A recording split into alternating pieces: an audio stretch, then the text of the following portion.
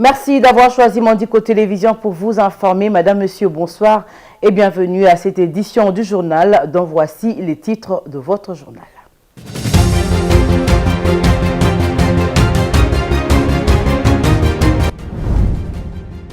Signature ce mercredi 4 septembre 2024 d'un mémorandum d'entente entre le ministre congolais des Ressources hydrauliques et électricité Teddy Luamba avec le groupe China Mobib Denum Company Limited, une société réputée leader international dans le secteur de ressources naturelles à l'ambassade de la République démocratique du Congo à Beijing en Chine. C'est à travers un communiqué publié ce mercredi 4 septembre que le ministre d'État en charge de la Justice, Constant Moutamba, a annoncé que son cabinet ainsi que l'antichambre ont fait l'objet de l'empoisonnement. Cette découverte est l'œuvre de la police scientifique. La reprise des activités scolaires en RDC étant marquée par l'épidémie de Mpox, plusieurs écoles ont mis en place des dispositifs d'hygiène, à l'instar des écoles à Lubumbashi, au sud-est du pays, à Bukavu dans l'est, mais aussi à Kinshasa afin de mettre les écoliers à l'abri de cette épidémie.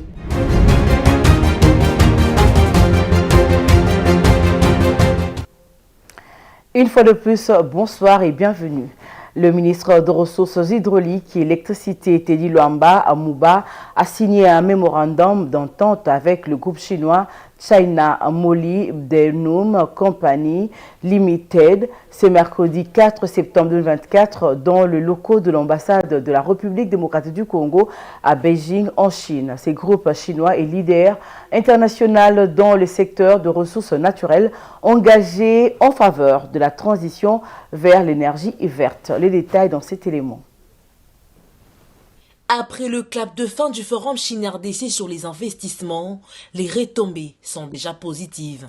Ce mercredi 4 septembre 2024, la RDC, à travers son ministre des Ressources hydrauliques et électricité, le professeur Luamba Mouba Teddy, a signé un mémorandum d'entente avec le groupe chinois CMOC pour établir un partenariat d'accompagnement avec le leader international dans le secteur des ressources naturelles engagé en faveur de la transition énergétique. Le ministre congolais confirme que ce futur partenariat permettra non seulement d'accroître la puissance de l'énergie électrique desservie aux populations, mais l'activité minière en bénéficiera aussi pour garantir une constance dans la fourniture en électricité.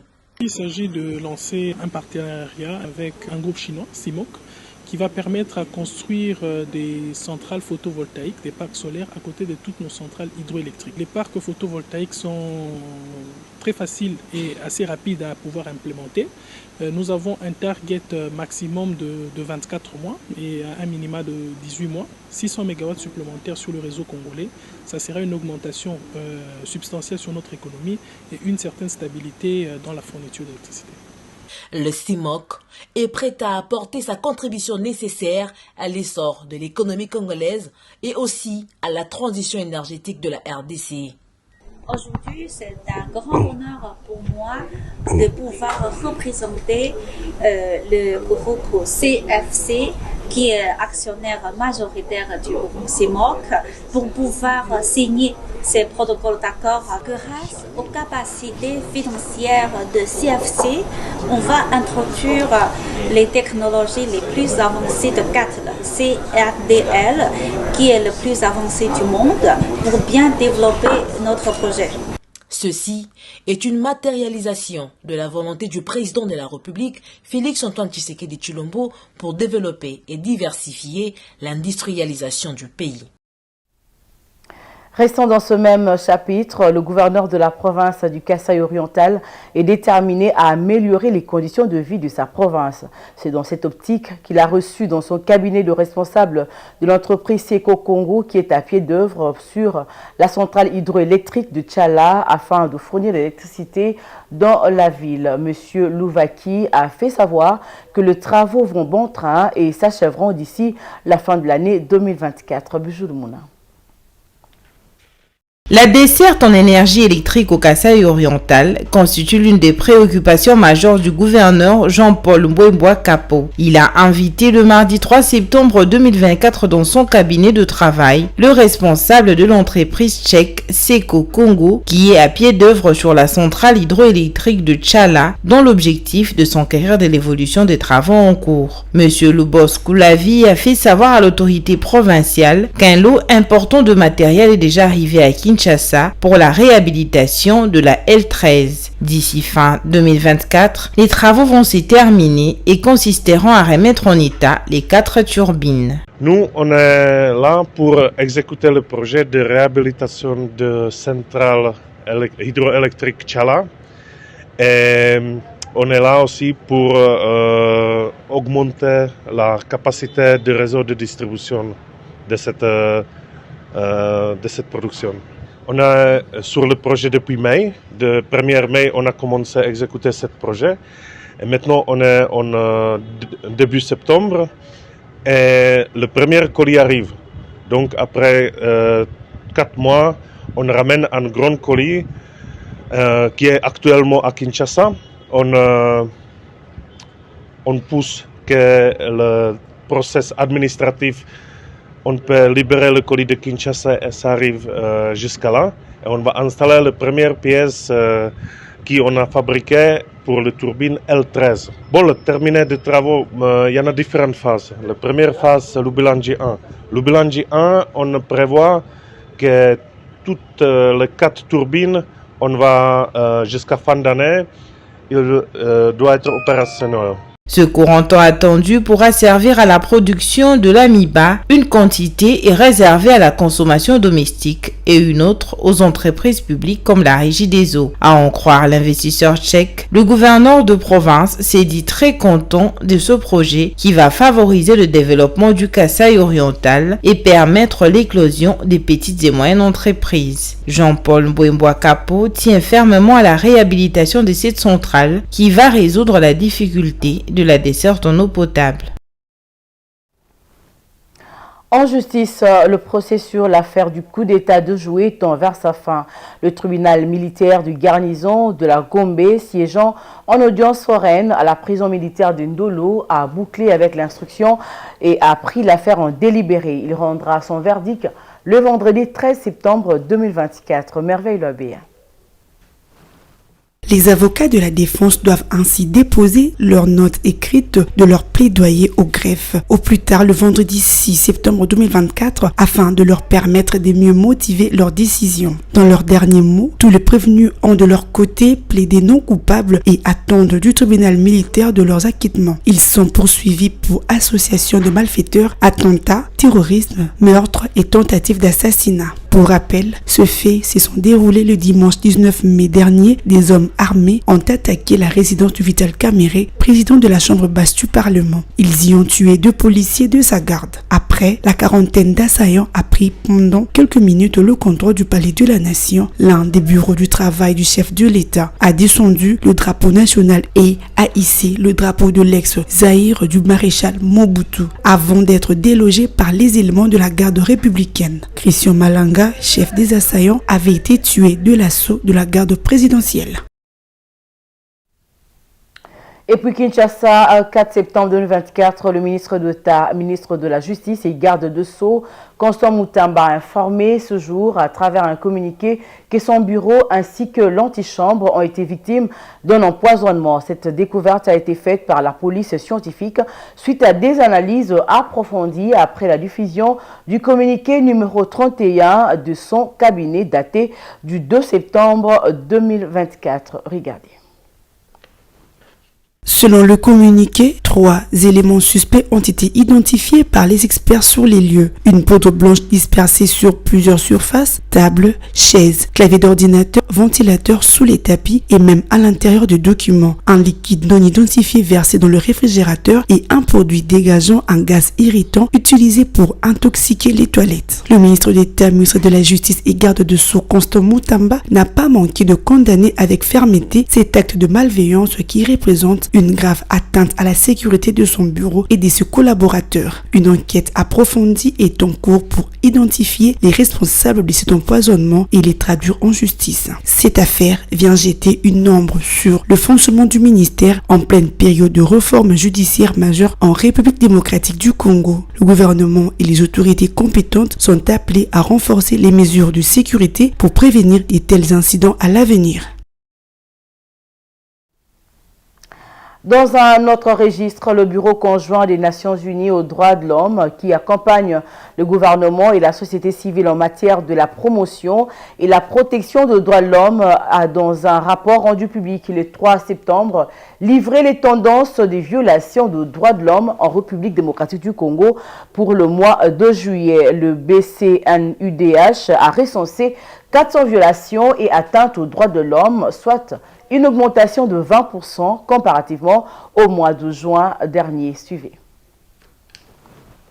Le Bureau conjoint des Nations Unies aux droits de l'homme, BCNUDH, a rendu public le mardi 3 septembre 2024 le principal tendance de violence des droits de l'homme en République démocratique du Congo pour le mois de juillet 2024. Le BCNUDH a recensé au total 400 violations et atteintes aux droits de l'homme, soit une augmentation de 20% comparativement au mois de juin dernier. Ces atteintes ont fait 1487 victimes, dont 767 hommes, 140 femmes, 80 individus de genre et âge inconnus, 55 garçons, 40 filles et un enfant de genre inconnu, indique les bureaux conjoints des Nations Unies aux droits de l'homme. En ce qui concerne les provinces en conflit, les BCNUDH fait état de 340 violations et atteintes aux droits de l'homme, soit une augmentation de 15% par rapport au mois précédent, 291. Pour ce qui est de Kinshasa et le Haut-Katanga, les BCNUDH soulignent avoir documenté 60 atteintes aux droits de l'homme, soit une augmentation de 50% par rapport au mois précédent, 40. Il précise que ces atteintes s'expliquent entre autres par l'augmentation de cas de violation du droit à la liberté et à la sécurité de la personne au cours de manifestations politiques et publiques. Par ailleurs, le BCNUDH révèle que la section protection de l'enfant de la MONUSCO a documenté en juillet 2024 88 violations graves affectant des enfants dans le cadre du conflit armé, ce qui représente une diminution de 81% par rapport au mois de juin 2024, 455. Les données de cette organisation ont démontré que l'enlèvement a été à la violation la plus fréquente avec 33 cas, suivi du meurtre et mutilation, 31 cas, du recrutement et utilisation, 20, de cas de violences sexuelles, 3 et un cas d'attaque contre un hôpital. Le BCNUDH rappelle son accompagnement au gouvernement et à la société civile congolaise dans la promotion et la protection des droits de l'homme et dit avoir organisé sur l'ensemble du territoire au moins 13 activités au profit de 1154 personnes, dont 825 hommes, 329 femmes.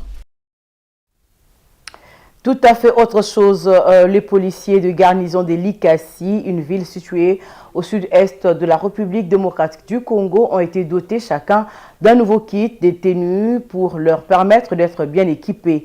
Cette dotation a été remise aux policiers par le commissaire divisionnaire chargé de l'administration dans la province du Haut-Katanga. C'est dans le but d'améliorer les conditions de travail des policiers et redorer l'image de la police nationale congolaise. C'est après une causerie morale organisée pour la circonstance que le commissaire divisionnaire chargé de l'administration dans la province du Haut-Katanga, Jean Ball, a remis les kits complets aux policiers. Joyeux et très fier, chaque policier convié à cette cérémonie a bénéficié d'un kit constitué d'une tenue policière neuve, bottines, bérets, chaussettes et écussons. Le commissaire divisionnaire leur a demandé d'être propres et présentables sur les plans vestimentaires pour qu'ils soient respectés par la population. Il n'a pas manqué de les sensibiliser sur leur mission de protéger la population et ses biens. Quand on te remet la tenue, tu la portes proprement. Ta façon de la porter doit correspondre à ta façon d'être et de ton comportement. Sois quelqu'un qui le respecte. Pour que tu sois respecté, il faudrait que tu te comportes bien envers les gens. Fais-toi coiffer les cheveux, cire tes bottines, sois représentable. Un policier, c'est quelqu'un qui est au service de la population. Notre mission est de garder les personnes ainsi que leurs biens. Présent à cette cérémonie, le maire de la ville de Likasi, Henri Mungomba, qui a salué ce geste avant d'annoncer la mise en place d'une commission pour arrêter tout policier non présentable sur les plans vestimentaires. Il a exprimé sa satisfaction pour le travail abattu par les policiers dans sa ville. Je pense qu'à partir d'aujourd'hui, nous allons mettre en place une commission pour traquer ceux qui ne sont pas propres. Soyez propres et élégants. Je suis très fier quand même du projet. Fier vraiment parce qu'à Likasi, il y a moins de dégâts. Merci pour les éléments que vous avez mis à notre disposition. Donc, vivez en restant propre. Comportez-vous digne et en tenant compte de ce que vous avez dit. Vivez en restant propre. Comportez-vous dignement en tenant compte de ce que je vous ai dit. Donc, muendelee kubakia safi. Ces dotations venues du gouvernement central de la RDC s'inscrivent dans le souci d'échanger l'image de la police nationale congolaise, notamment par une tenue vestimentaire qui inspire respect et confiance auprès de la population. Parlons à présent santé. Si le Nigeria est devenu la première nation africaine à recevoir le vaccin contre la variole du singe, avec 10 000 doses envoyées par les États-Unis d'Amérique la semaine dernière, le nombre de vaccins expédiés sur le continent reste minime, nous rapporte Diane Bonga. Aucune injection n'est encore disponible dans des pays comme la République démocratique du Congo, épicentre de l'épidémie. Un délai qui est dû, selon les directeurs adjoints de l'UNICEF, pour l'approvisionnement en vaccins, aux réflexions nécessaires pour établir un protocole de vaccination. En ce moment, l'une des choses sur lesquelles l'UNICEF travaille sur le terrain avec le gouvernement et l'OMS, ce sont les différentes stratégies. Je pense qu'il y a eu beaucoup de débats sur la meilleure stratégie à utiliser sur les personnes à vacciner. Une partie de cette planification est donc en cours. Il s'agit d'un ordre de priorité clair, car c'est ainsi que l'on peut faire parvenir les vaccins. La semaine dernière, le Centre africain de contrôle et de prévention de maladies ont déclaré qu'il y avait plus de 22 800 cas de variole et 622 décès sur le continent et que les infections avaient augmenté de 200% au cours de la semaine écoulée. Avant tout, il faut savoir qu'il y a un cas. Votre surveillance doit donc s'améliorer pour détecter les cas. Lorsque vous les détectez, vous confirmez qu'il s'agit de la variole du singe, parce qu'il y a différentes choses qui peuvent ressembler à cette maladie. Il faut donc le confirmer. Ensuite, on isole les cas, on retrace les contacts des autres personnes afin de les placer sous surveillance. Et s'ils sont atteints de la maladie, vous les isolez également. La variole, également connue sous le nom de monkeypox, appartient à la même famille de virus que la variole, mais elle provoque des symptômes moins graves comme de la fièvre et des courbatures. Elle se transmet principalement par contact étroit entre deux peaux. Dans ce même chapitre, la rentrée scolaire s'effectue donc alors que la RDC fait face à l'épidémie de Mpox à Lubumbashi dans le sud-est du pays, tout comme à Bukavu dans l'Est, en passant par Kinshasa, la capitale congolaise. Les écoles ont pris des précautions pour protéger les élèves, les enseignants et les administratifs contre le Mpox. Certaines écoles ont prévu de points de lavage de mains au savon pour éviter la propagation de cette maladie dans des milieux scolaires. Les détails dans cet élément avec Bijou Lumuna. Lave-mains remplis d'eau et savon disposés à l'entrée ou dans la cour de l'école, c'est le point indiqué dans les écoles où les élèves et enseignants défilent pour laver les mains avant d'aller en classe. Ce lavage des mains est obligatoire pour lutter contre la propagation de Mpox dans les milieux scolaires. Dans la ville de Lubumbashi, au sud-est du pays, aucun cas de Mpox n'a été confirmé par les autorités sanitaires à ce jour. Mais c'est par précaution que les écoles de la ville Cuprifère ont prévu ce dispositif. À l'école Bell de Lubumbashi, le directeur de l'école a expliqué aux élèves la gravité de l'épidémie de Mpox et les mesures préventives, dont le lavage des mains, pour prévenir la propagation de cette maladie dans son école. Il a privilégié la sensibilisation des élèves pour éveiller leur conscience concernant cette maladie. Si en anglais ça s'appelle monkeypox, en français ça signifie la variole du singe. À un premier niveau d'abord, ce que nous avons fait, parce que nous nous sommes dit, faisons-nous l'obligation d'en parler d'une manière officielle à ces enfants qui viennent de reprendre les activités scolaires pour qu'ils ne puissent pas prendre ça à la légère. Contrairement à la ville de Lubumbashi, la ville de Kinshasa, à l'ouest de la République démocratique du Congo, est touchée par le Mpox. La capitale congolaise a déjà enregistré à ce jour 201 cas, dont 49 cas confirmés et 3 cas de décès. La rentrée scolaire a été effective malgré cette épidémie. Les mesures préventives prises par les écoles ont rassuré les parents qui ont accepté d'envoyer leurs enfants à l'école. Le président du comité des parents de l'Institut de la Gombe est totalement satisfait des dispositions prises par l'école afin de protéger les élèves et enseignants contre l'épidémie de Mpox. Il y a même des lavages à main à l'entrée, même dans les entrées de chaque salle, chaque entrée d'une salle, il y en a. Les lavages à main, il y a des gels, il y a aussi des papiers mouchoirs pour la propreté de nos enfants. Le Sud Kivu à l'est de la RDC est parmi les provinces les plus touchées avec 4 784 cas. La zone de santé de Miti-Moureza dans la périphérie de la ville de Bukavu est considérée depuis quelques semaines comme l'épicentre de l'épidémie. En effet, comme j'ai dit tout à l'heure, là, nous avons une très grande responsabilité, d'autant plus que l'EDAP est parmi les écoles les plus sollicitées par les parents. Et que donc nous devons nous mettre au diapason du contexte actuel de monkeypox, de telle sorte que nous avons mis des points d'eau, nous allons ajouter d'autres points d'eau aujourd'hui pour permettre aux élèves de se laver les mains dès qu'ils arrivent à l'école.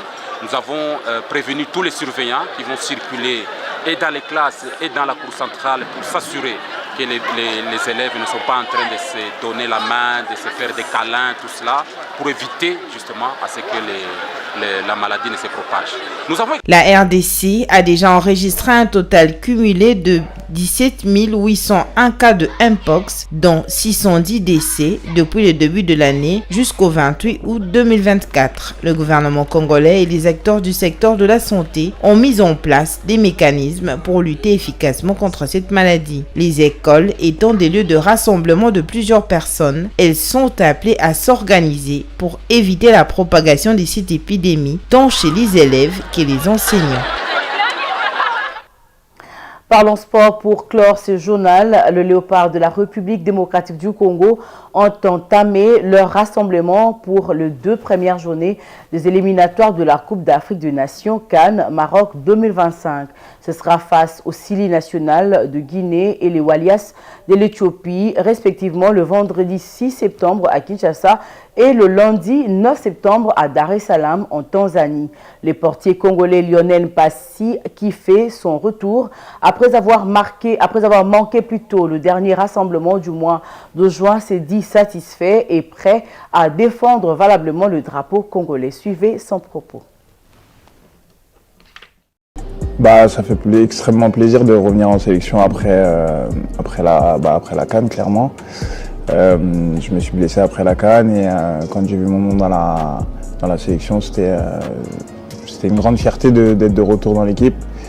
En juin, je les ai suivis et j'avais qu'une envie, c'était d'être avec eux. Et aujourd'hui, j'ai la chance d'être là, du coup, c'est cool, je suis content.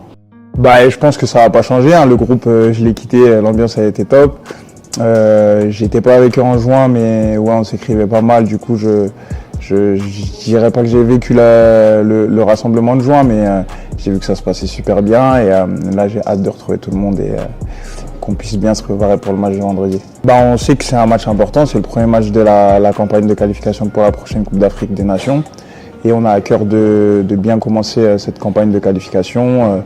Je pense qu'on va bien bosser cette semaine. On va bien écouter les consignes du coach et on va se tenir prêt pour pouvoir jouer ce match contre la Guinée qu'on a rencontré à la CAN. On sait que ça va pas être simple, mais on sait aussi qu'on est à la maison et on a à cœur de rendre fiers tous les Congolais. On vous attend vendredi et mettez le feu. Mettez le feu vendredi au Stade des Martyrs. C'est la fin de ce journal. Madame, Monsieur, avant de nous quitter, place au rappel des titres.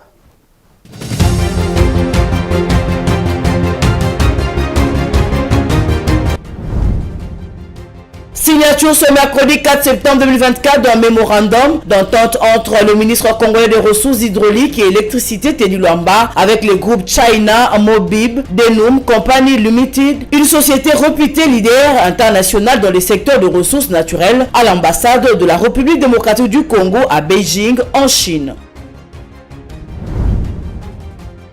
C'est à travers un communiqué publié ce mercredi 4 septembre que le ministre d'État en charge de la Justice, Constant Moutamba, a annoncé que son cabinet ainsi que l'antichambre ont fait l'objet de l'empoisonnement. Cette découverte est l'œuvre de la police scientifique.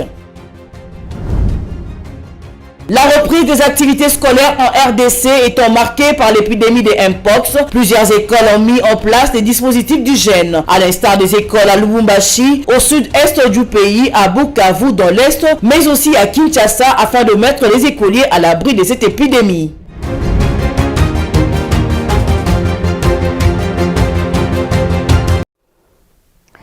Cette édition du journal, c'est clôture et puis vous allez retrouver demain Merveille Loabeya pour la grande édition à 19h. Merci de nous avoir suivis. Au revoir.